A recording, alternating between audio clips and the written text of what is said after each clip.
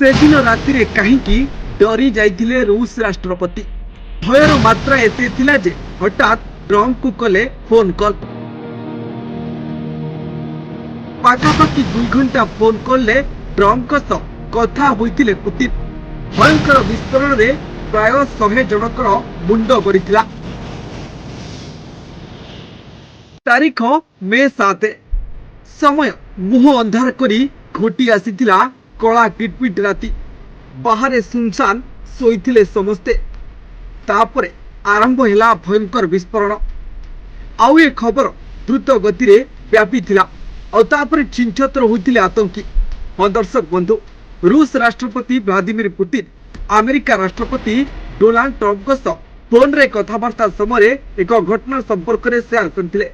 Putin Trump को कहिथिले जे गत 3 वर्ष मध्य प्रथम थर पई मे 7 तारिख रे मु टिके भयभीत अनुभव करिथिले। पुतिन ट्रम्प को सह जो तारीख शेयर करथिले सेही तारीख रे भारत पाकिस्तान उपरे आक्रमण करिथिला। भारत रे आक्रमण रे पाकिस्तान ले उपस्थित 100 रु अधिक आतंकी निहत होइथिले। भारत एककालीन 9टी आतंकवादी आड्डा उपरे आक्रमण करिथिला। टास न्यूज एजेंसी अनुसार युद्ध विरति समय मध्य यूक्रेन मस्को उपरे ड्रोन आक्रमण करिथिला। एही आक्रमण मे 7 तारिख राति रे करा जाइथिला। सेही राति रे यूक्रेन रूस उपरे प्राय 564 टी ड्रोन माड़ करिथिला। पुतिन को अनुसार यूक्रेन चेष्टा थिला जे चीन एवं अन्य देशर शीर्ष राष्ट्र मुख्य मानक मस्को आसीबा को अनुमति न दिया जाऊ।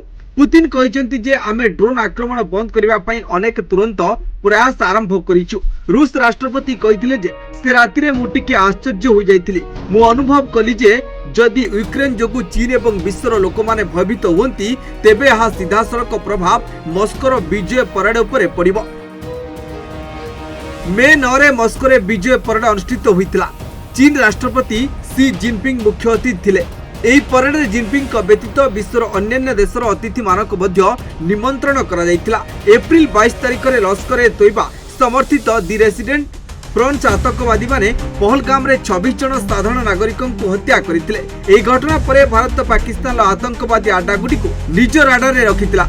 मे 7 तारिख राति रे भारत लश्कर जैश एवं हिजबुल्लाह 9टी स्थान रे आक्रमण करी सेमान को ध्वंस करितिला। एही आक्रमण रे 100 रु अधिक पाकिस्तानी आतंकवादी निहत होइतिले। एही घटना परे भारत एवं पाकिस्तान मध्य रे युद्धर भय सारा विश्व को घारितिला। भारत कहितिला जे पाकिस्तान सेना आतंकवादी पई ढाल पलटिथिला, जहां दुई देश मध्य उत्तेजनार परिस्थिति सृष्टि करिथिला।